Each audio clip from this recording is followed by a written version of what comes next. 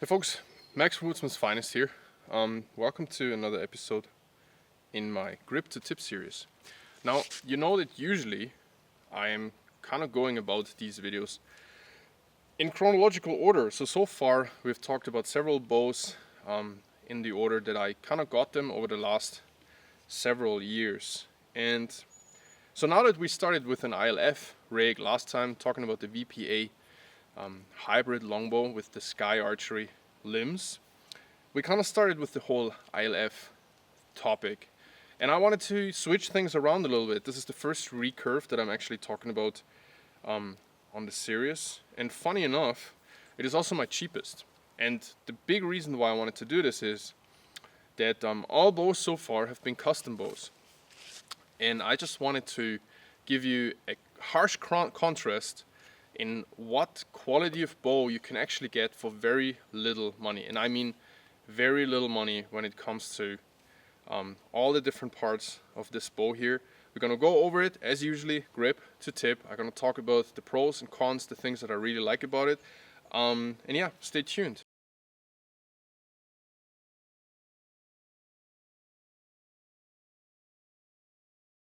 Alright. So, it is the last light of the day. It's absolutely beautiful right now. The last few days here in Austria have been more or less Armageddon, followed by Nirvana. So nobody really knows, but right now it's absolutely nice. Folks, I wanted to introduce you to the Black Elk riser by Win&Win, with a pair of very affordable limbs. Without further ado, this is the 21-inch riser Black Elk by Win&Win. Win&Win doesn't need any introduction.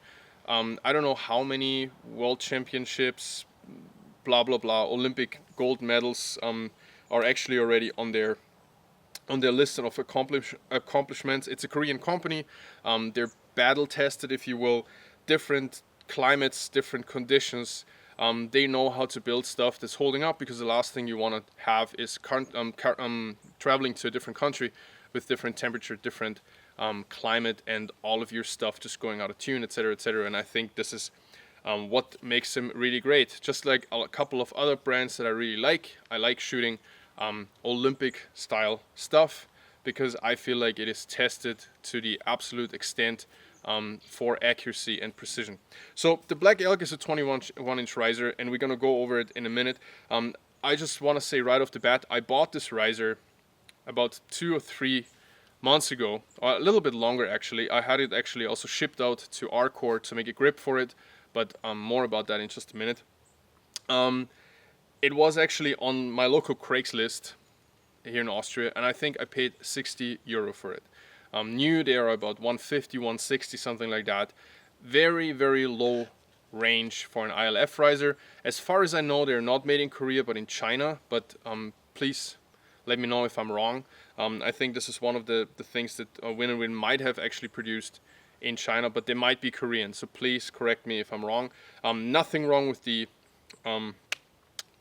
quality on it. Absolutely everything is fine. On the limbs here, you can actually see because they are camouflaged, but these are WNS limbs. I don't know if they're actually like a sub brand of Win&Win, but they're definitely made in China.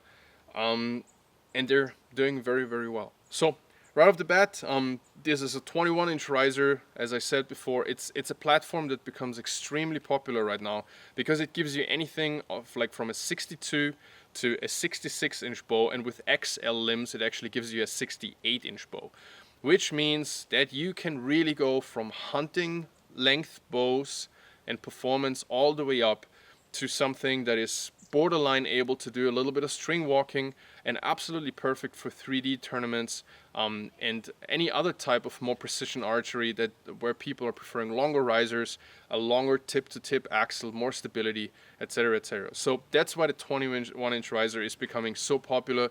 Slap some long limbs on it and go through the 3D course, shoot 3D tournaments with it in the recurve class, off the shelf, and then slap some short limbs on.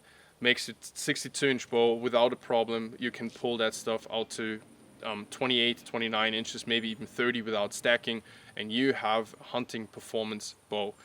That's the great thing about it. So nothing about this bow here was pricey. The limbs as well, I got them used as well in a sale of another bow with another pair of limbs, so 2 pair of limbs and another riser that I'm going to be talking about in the future. But these probably were about $50 part of that deal. So the entire bow wasn't more than 120, something like that, including everything. So let's just go over it before I ramble on for too long. This is not the stock grip. Well, this is the stock grip and is absolutely nice. There's nothing wrong with it. It's great quality. It has this Black Elk logo on here, Win&Win. The quality is absolutely amazing and gorgeous. The only thing I didn't like about it was that it's actually a little bit too high for me, wrist-wise. So nothing wrong with it, but I didn't want to shave down this beautiful wooden grip for maybe me wanting to shoot it in the future for some reason. It fits absolutely beautifully, has a really nice lifeline indicator, so nothing wrong with it. But I like this riser so much that I actually sent it out to Aris in Greece, and I had an Arcore custom grip in beautiful walnut made for it. Exactly how I like it. Very nice flat on the back. Nice lifeline indicator without being too sharp. Very narrow for my rather stocky, short-fingered hands, that I'm getting a very nice grip on it. And as you know, there's only one customizable part of the bow that you're touching. The string is always the same, pretty much, except for the center serving, but the grip makes or breaks a bow. And I've loved so many bows I couldn't shoot for long because of the grip. And I've redone so many grips myself. I carve them, I sand them, and when it comes to ILF bows, I pretty much only have Arcore grips, and we're gonna talk about that in the future again. But the grip makes every difference in the world. Now, moving on, you can see that this bow is actually painted. You can see that from some of the little nicks and chips here where you can see layers. So that's not ideal, but it is a forged aluminum riser that is very much based on another riser by Win&Win that is also 21 inches long and a little bit more suited as far as all the attachment and stuff for Olympic archery or barebow archery. So in this case here, as you can see, not too much. We've got one stabilizer hole in the front. I've got a super cheap weight on it that is just wrapped in camouflage tape for obvious reasons. Other than that, there's not even bushings here for a bow quiver. Some people have actually ranted about that a little bit, and I understand it a little because there is actually, from the target variety of this riser, there is actually the cutout here for the holes as far as I understand, but they just chose not to go with that. And also with the plunger holes or the burger holes or whatever you want to call them, there's only one in fact, so it is fine to, for example, put a springy rest in, or one of my absolute personal favorites, new favorites, I always wanted to try, and I even took out now to Hungary for some hog hunting, the nap center rest, which I find absolutely amazing as far as tunability, replaceability, price, everything. So these kind of rests fit in here. But of course also this attachment it comes with that is reminding very much of what you get with a Satori. So basically you're just getting this shelf, and I built it up with a little bit of Velcro, some leather under it, and here you can see a little stick underneath that is building out the center shot to exactly where I need it. So I tune my center shot in this case very old school and just shoot it off the shelf like that, as little contact as possible, of course. And I left the channel, as you can see here, between the side plate and the shelf, just for the fletching to have a little bit of clearance, which seemed to be very important. Other than that, the accessories, or like the hardware, if you will, classic. I think it's a, I don't even know, I think it's a 3/16 actually. Sorry, I'm metric, but I think it's a 3/16 on both sides, which is great, so you don't have to bring too many Allen keys. And then we have a very beefy lateral adjustment. Everything works just fine. I think everything is stainless as far as I understand, so I don't have any problems there. So very obvious from this riser is that it has a lot of deflex. If I was laying a line through the limb pockets actually here, just imagining that, let me just grab an arrow. Let me see if I can do this. This is how you measure your deflex.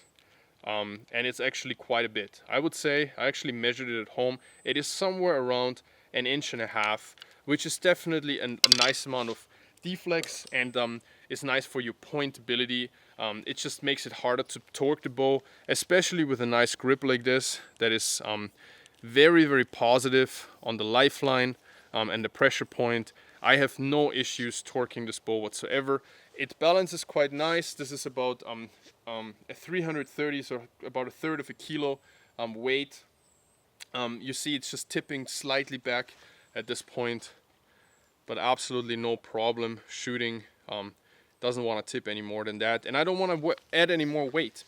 So other than that, these are WNS F3 limbs as far as I understand. Nothing fancy. They're basically maple and glass, and the guy I bought them from actually did a very, very nice camo sponge job on these things.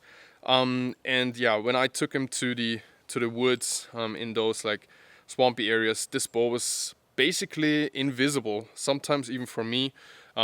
These limbs, there is really no issue about them. I mean, they are 44s at 20 on a 25-inch riser, which means with a 21-inch riser you would have to kind of go 4 pounds up. Let's call it 48, and I'm pulling 27 inches, and they're scaling at my 27-inch draw right exactly at 45 pounds. So that means that these limbs were in fact really on the weight from the beginning, which is amazing because even custom bowers have sometimes quite a hard time coming right in on the pound with the weight, and they apparently did that. So no issues with that whatsoever. They're nice and stable. I don't have any limb savers on here, which is something I really like doing. The only thing I did is I put a little bit of Velcro right into the limb pockets, and I always put some Velcro right here, just silencing down the string slap a little bit. The string is a Spectre 652, 16 strands by my friend Klaas Andersen, longbow champion, I think even record holder up in Denmark, 23-year-old lad. Very good friend of mine for many years, and he just got into string building, and he makes a super nice string. I in fact gonna link his Instagram page below because I think he's extremely talented. I love his strings. Yeah, what can I say about that? What I really like doing recently is just running 1 or 2 sets of cat whiskers. I've tried everything under the sun as far as silencing, and I usually mount the cat whiskers either at 1/5 or 1/4 or both, a 1/4 and a 1/5 off the string length from the touching points, and it does for me the best job. So that was a lot of information. I wanted to make this short, but I guess it's still shorter than usually. Why would I come even out here if I'm not telling you really about the bow? I'm gonna shoot it a little bit now. We are right at 8 inches of brace. The good thing is like I have a handspan of exactly 8 inches, so we're right at 8 inches, which is for this bow with the medium limbs. I think I didn't mention it yet. We're going right at 64 inches of a bow, which I love. It's probably my overall favorite bow length for everything is 64 inches. Super stable, still quick and all that. As far as arrows, I'm shooting actually 400 out of this thing, believe it or not. These coming in right exactly at 10 grains per pound. They weigh 450 grains, so it's something I would shoot for 3D, but not necessarily for hunting or anything. Of course, the axis, running, what else would I run? TopHat collar with TopHat points and a hit insert. This is the most money efficient way to build a bomb-proof arrow. You don't need any of the expensive systems, collars whatsoever. I never ruin these arrows in any spine, any weight. 400, 31 inches long, gives me a nice long arrow to use my point a lot more. And on the back, what else could it be? Wild fletching, Josh Echterling out of Indiana. These are waterproof as far as I'm concerned, or at least very water repellent, and I just did some reps myself, very cheap reps, and I just added a couple of edding lines. Looks pretty cool, very cheap, and makes a very nice combination. As you can tell, these two thingies together are not looking too shabby. So let's walk just back a little bit. I'm gonna shoot the bow from a couple of different angles. I really hope that you're enjoying these videos, folks. I'm trying to give you a little bit of a look into this equipment, how I put them together and what I'm looking for. Again, with the grip and the string and everything you see here, this bow wasn't more than about 140 maybe. The grip I actually got from Aris because I sent him the riser to take measurements, so he's now offering grips for this riser. I had it at his place for about 2 or 3 months, and he was so kind to just send me one of the grips for free for actually me sending the bow out and living without it for a while. He did a great job. Like I said, I can't say good enough stuff about these grips. Shooting a fixed crawl, but yeah, altogether the bow wasn't more than $130, $140. One thing I want to say, some people and me in the past as well have called this like the poor man's Satori, and to a certain degree it is very reminiscent of the 21-inch Satori with the deflex and all that. But this bow has actually been around in the forged aluminum version as a target riser a lot longer, as far as I know, than the Satori actually exists. So this is a great platform 21-inch bow if you don't have the big bucks for like an HT21 DAS or like a WF21, which I all like a lot. But this is about, what, a quarter of the price, even less than that. And it is a great platform. Again, I'm not sponsored by any of this stuff. I'm just saying, if you don't have the big bucks for that, this here is a 64-inch setup. You can make a 62 out of it. If you look into Target Archer, do some hunting or something, it's a great bow. Really, really like it. Wouldn't say it otherwise. Nobody's paying me to do it. All right, folks, let's just shoot it a little bit, then get out of here. All right, just a little intermezzo. Just plugging my new tabs. So I make these with saddle hand stitched, several layers, but the stitching is actually only on the carrier. So the 3 brass screws, you can take them apart and add layers or take layers off. They're actually coming with 1 extra layer that is not attached. The face is of course from Cordovan, and all the rest is good old handmade saddlery. So if you want one of these, I've got some more Cordovan on the way. Shoot me a message on my website through the link below and get in touch with me. Woodsman's Finest, Cordovan, 300 tabs. Alright, so the first thing we do is we're at 10 meters now, and we're just gonna check, sorry for that, we're just gonna check here for how flat the fixed crawl is working here. 10 meters, we're gonna shoot 10, 15, 20, and 25. I'm gonna aim for this black dot on the bottom, and we're just gonna see how these arrows group. Okay, that's about a foot. Sorry for that, me just carrying you guys around. Just a little bit too lazy to cut and edit all of these things out. 15 meters, it's about 16.5 yards, something like that.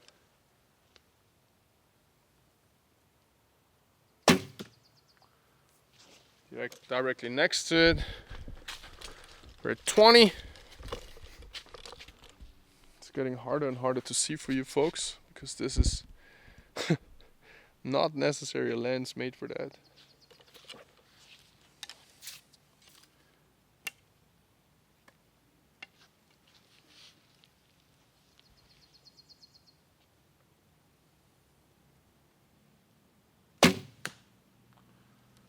Right next to it. And 25, that's about 27, 28 yards, something like that. That's the arrow. Stepping out here. It's probably gonna come down a little bit. We're getting closer to the point on distance.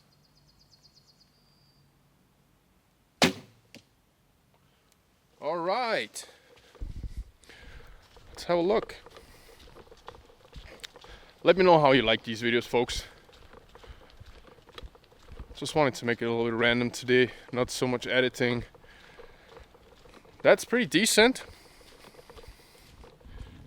There you go. Center shot tuning is maybe not perfect, but these are shots from 10, 15, 20, and 25 meters. Alright. F3 by, what is that, WNS or something like that? 120 bucks. 45 pounds at my draw, 27 inches, 64-inch bow. A really cheap riser. The Win&Win Black Elk with the RCore grip.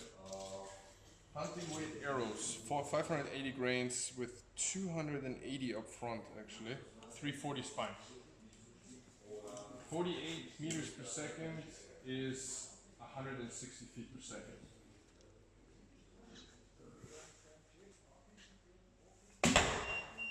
There you go, 48.0. That's exactly 160 feet per second. Not bad.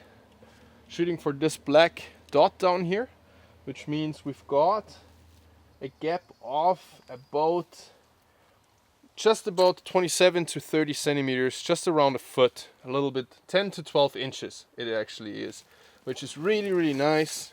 So anything between pretty much 10 to 25 meters, I'm holding at the right spot, or at the same spot.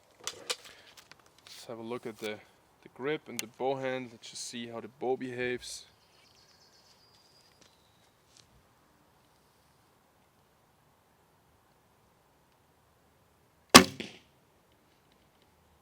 Hope you could see that.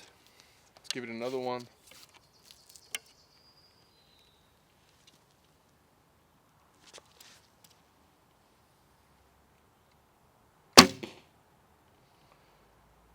Just straightforward,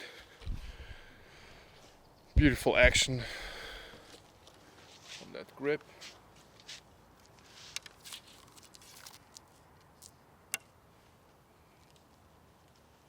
I wanted to make this video shorter. Maybe not. Could still quiet it down a little bit. A little bit of tuning still possible.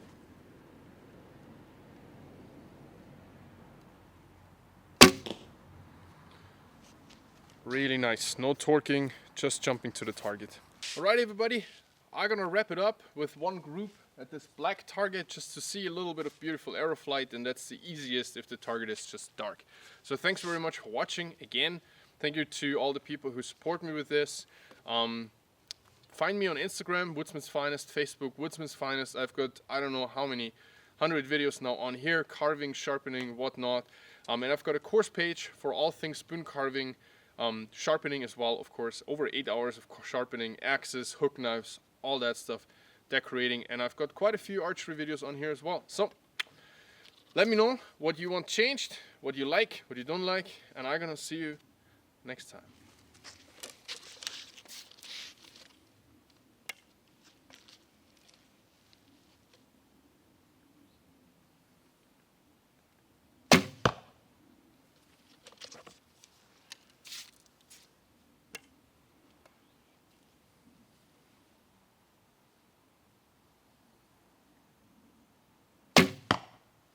Oh, that was nice. No Insta group for me today.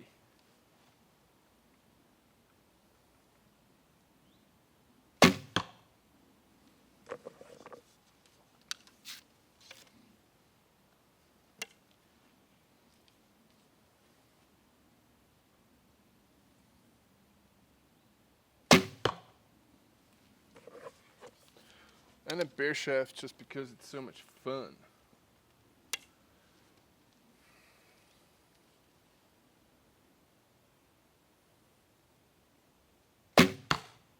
Well, like a laser.